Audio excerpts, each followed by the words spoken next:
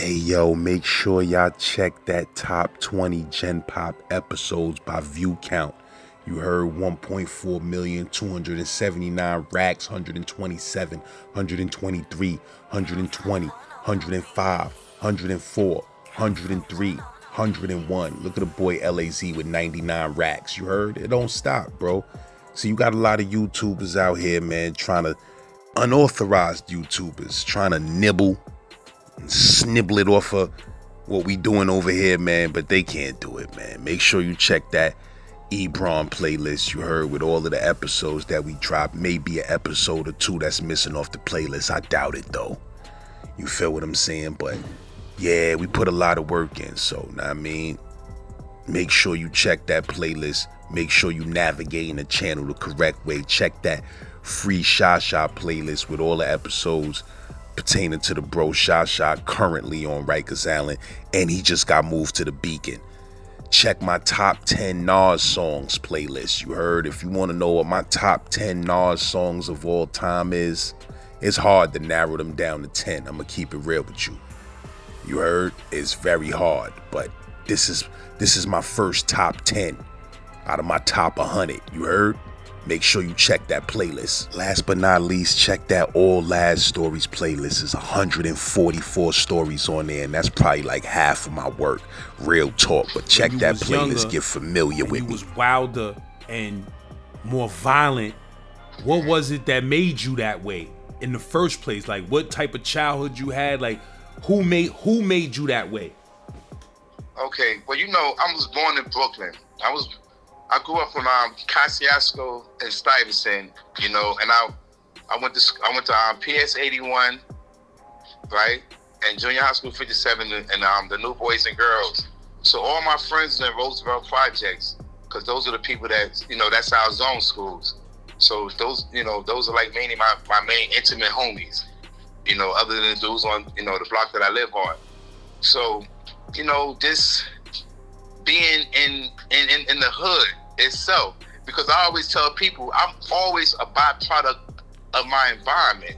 Because of the type of environment I'm in, you know, I have to subject myself to the same terms that the environment is producing, because I'm embracing it. I'm a part of it. I am Brooklyn. You know what I'm saying? So now, as coming up, I mean, you know, as a young dude, you're going to either fight or you're going to get your ass kicked. And I'm not into getting my ass kicked and, you know what I'm saying, getting beat up and all that. I'm into fighting and trying to win by any means necessary. And, you know, and then plus I had an older brother that was well respected. My oldest brother, God bless his soul, his name is Wally D. He was a DJ named Wally D, and his name is Wallace. And my older brother, he didn't do no talking. So all the older heads in the neighborhood, they knew how my brother give it up. I can call out names, and these dudes is today they successful. They would tell their own stories about my brother. You know, so me having that extra, you know what I'm saying, you know, that extra, I'm gonna say backing, that extra backing as far as my big brother gonna fight my battles for me, that really instilled a lot of heart in me, you know? So it made me feel like, yo, what? If you beat me, my brother gonna beat you. My brother gonna fuck you up, you know what I'm saying, point blank. But I'm not gonna rely on my brother, only for the older ones. So if anybody touch me, I'm touching them back. So I've been in school, I used to fight my whole school in PS 81. I swear in my child's life, I had a fight damn near every week, damn near every day. You know what I'm saying? So I just learned how to fight. So I knew how to fight, and I liked fighting. But why you was fighting niggas? Because you wasn't from Roosevelt? Nah, it wasn't because I wasn't from Roosevelt. That's my area. You know, I practically live in Roosevelt because those are the dudes I grew up with. Those are my peoples. You know what I'm saying? Those are my sandbox peoples. You know, so, you know, it's just like, no, it's just like, you know, in school. It's just like, you know, somebody might think they tougher than you, or somebody might do whatever. So I'm like, yo, what? You know, and I always had a little slick mouth, and I'm not backing down. I don't bite my words, you know, and I don't know how to pretend or be fake. I'm just keeping it real, whether you like it or not. You know, so once you know, my brother, then, you know, my mother, I had like, it was like 5 of us, 5 siblings. You know, so we was living in a 3-story house and everything, but we were still caught up in the streets. You know, I want to hang out with my friends, so everything they doing, I want to do. They stealing candy out the store. I want to steal candy out the store. You know what I mean? So you stealing candy out the store, then it's going to the department store, stealing, you know, toys and all that. You know, so it's like, yo, my mother wasn't producing for me. because I wasn't doing good in school. I'm going out there. I got to take my own money, get my own stuff, you know. So whatever I got to do to have whatever type of, you know, clothes I want or toys I want, I was taking it, you know. And then as I got older, I started seeing how to get more money, you know. So I started bumping my, you know, my game up, going out to the city, boosting, stealing clothes, you know, hustling like about Madison Square Garden and 34th Street and all that. So, you know, it was just basically just hustling. I was always hustling. I just had that taste for, you know, wanting to get money, wanting to have more than the average, you know what I'm saying? So, and then, you know, it got to the point where it's like I started coordinating plays. They started putting together my own little money teams, you know, and we started doing our thing. Then I started going to Jersey. You know, once I started going to Jersey, I really got the taste of getting drug money, you know what I'm saying? Then from Jersey, it was to the North Carolina. You know, but my childhood was just growing up, this fighting, cutting people. You know, I went to let me tell you the story. When I first came to the conclusion, I'm like, I'm not no pussy. You know what I'm saying? When I went to Rikers Island, you know, I went to Rikers Island. The first time I went to Rikers Island, I think it was wearing Guess. Right? Yeah, I had Guess and I had Adidas and all that shit. So when I first go to Rikers Island, I go to C-74. I'm going up to two. I think it was going to 2 Upper. So when I got there, it was child call. When I got from receiving, so I get upstairs. I had to go to the mess hall. I had to get on the line with the dudes. So I'm inside. I'm getting on the line. I don't know the position of the line. None of this. I'm new to this shit right here. You know what I'm saying? I got caught. You know what I mean? So now this is Rikers Island. So I done heard all types of Rikers Island stories. Man, they had one song. You won't be smiling on Rikers Island because the posse from the 4 is gonna be waiting at the door. You know what I'm saying? I done heard them stories before I got there. I'm like, oh my God, they waiting for me at the door. So I get online, dudes bum rush me like, yo, what's up, shorty? Yo, what you got? You got any jewelry? I'm like, yo, get off me, man, get off me. You know what I'm saying? Yo, fuck off me, man. Yo, shut up before we fuck. I'm like, yeah, all right. So I'm like paranoid, but then I get into the house, I see one of my mans from my block named Big Will. God bless his soul. So, but he wasn't on it like he was running the house or anything. He was just a cool fat dude that dudes, you know, fuck with. So, you know, back in the days, if you know anybody, you was cool. If you know anybody that just knew somebody, you was cool. If you ain't know nobody, you was fool. They was gonna do whatever they wanted to do to you. You know what I mean? So now they have me up in. I'm peeping the game. I'm learning my terrain. So I've learned how to put 2 razors in my mouth and spit them shits out. I learned how to sharpen up knives, you know, on the walls. I learned how to do all of that. You know, so I'm building up my arsenal. So now I'm ready. You know what I'm saying? I done got into mad fights. I was getting fights with bigger dudes that was just like, what, shorty, you punk? I'm like, what, you want to fight? Yeah, we're going to go right in the day room, and we're going to lock ass. If I get beat up, I get beat up. But you know what? They know I was there. They know I fought. So they know that shorty ain't no punk. He ain't going out like no sucker. So once I learned that, then I learned how to blend in. I got to put work in. That's it, point blank. The one that's putting work in is getting the most respect. The ones that's not, he's washing clothes and getting clowned. He's not even joining his commissary or none of that. You know, so I started doing my thing. Then I got a little name for myself. They used to call me Shorty Riff. You know what I'm saying? Because I'm beefing. I'm wrestling with anybody. You know, so, you know, then I started doing my thing. I went into the 6th building and became a little animal over there. It was fun of it because now I got the time. I only had like 9 months to do 6 months. So it was like boys camp. You know, we just wilding out, robbing, taking commissary. You know, just taking commissary and we just having fun. Young adolescents acting like animal lessons. You know what I'm saying? Shit was just wilding. You know, so we you know, so I'm just learning things. Then as I started learning about dudes in different neighborhoods. You know, it's a bunch of dudes like my man Darkel, Shorty Bim, Homicide, all these old little Brooklyn legend type dudes. You know, there was, you know, you meet so many dudes just wilding out on the same page, dude. But gangster respect gangster. That's how it is. Always gangster respect gangster, thug respect thugs. You know what I'm saying? Because why? Because you know you don't want that bloody mess on your hands unless it get too ugly. You know what I'm saying? Then that's the last resort. You know what I mean? So that's why I look at it like in this day and time, these kids they don't respect gangster. You know what I'm saying? They just do any damn thing. They on anything. That's what the DC dudes be like, yo, he on anything. That nigga on anything. That's what they on. They on anything today. Everything I did back in the day was in the name of money and respect. And for my handle, you know what I'm saying? For my reputation. And I'm doing everything for a rep. Back then it was on rep time. Because you're going to know, oh, nah, D, General, New York, whatever you want to call it, is not pussy. He's not having it.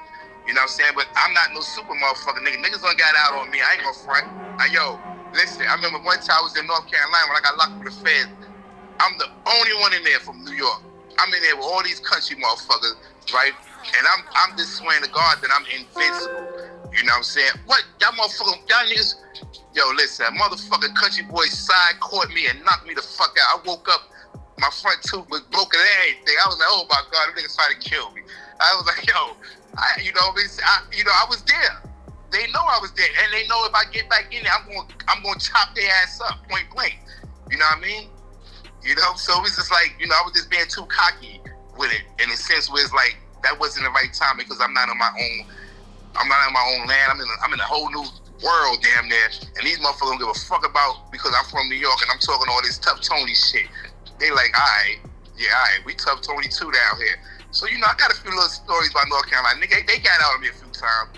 For my 100, they might got 2. You know what I mean? So, yeah, I got to tip the hat to them. They moved though. They caught me about 2 times. But it was jumping. It was always jumping. They jumped the New York nigga.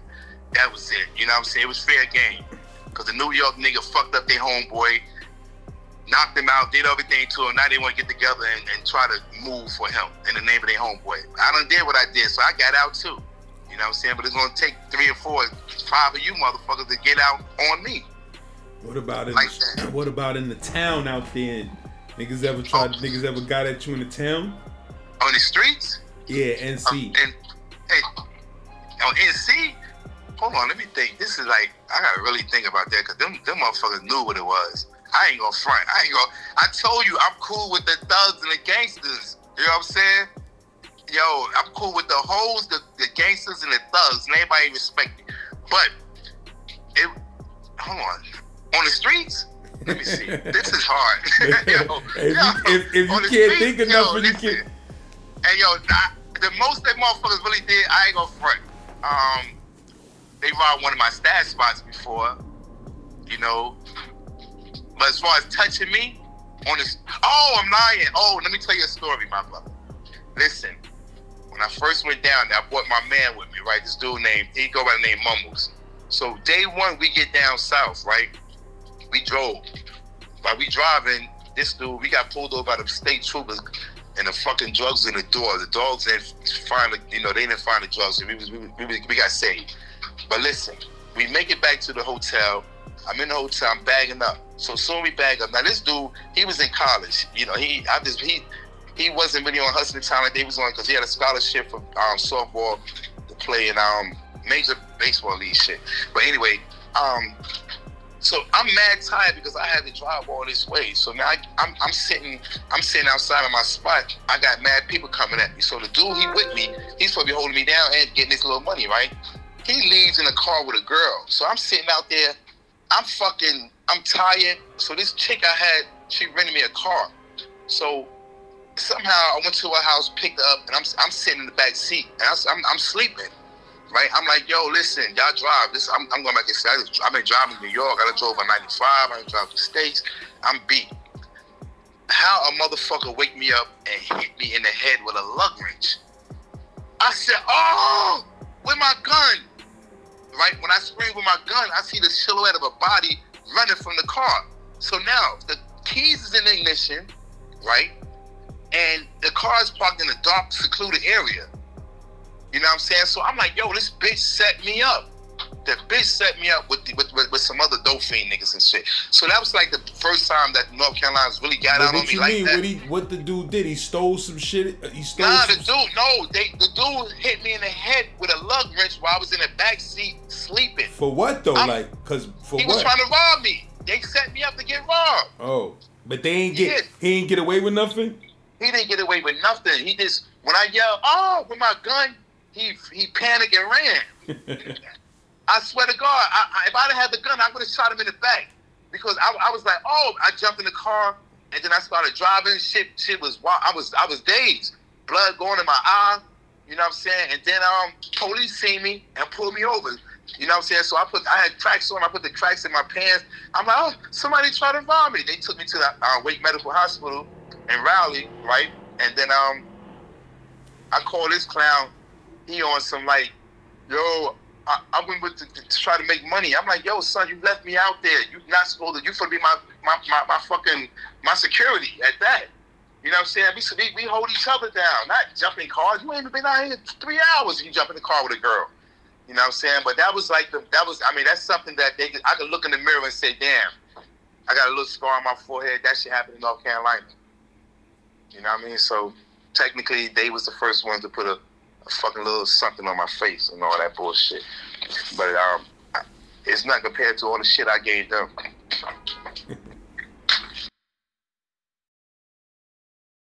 Yo, make sure you check the last episode I dropped with the bro General about that problem with Philly dudes in the feds. You heard? And if you love what I'm doing on this channel, you already snow cone. Send that Cash App donation.